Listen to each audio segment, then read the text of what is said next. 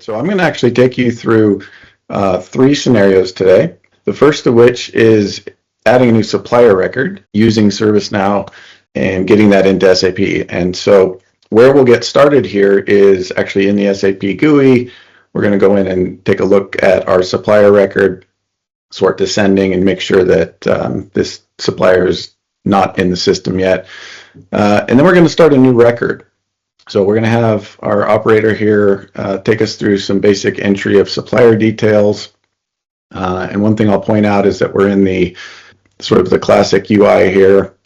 We're not showing the full onboarding process today. We're really focused on getting the supplier record into SAP. But this would typically be tethered into the supplier portal and have a much more robust onboarding process. The other thing I'll point out is that we are working against the Zurich release today and an SAP S/4HANA 2023 instance.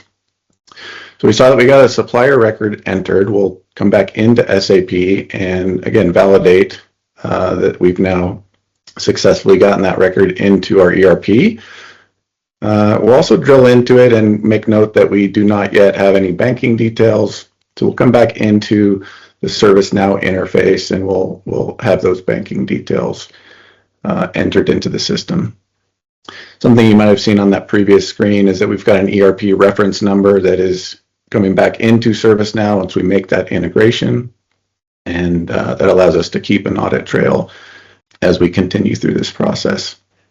Something else about the integration that we've created, this has all been built on the delivered integration hub spokes for SAP. So everything we're seeing today is based on that. So we've got a supplier banking information entered now. We'll come back into SAP. We'll validate that we in fact have the banking details correctly entered, and that represents a supplier ready to take payment in SAP.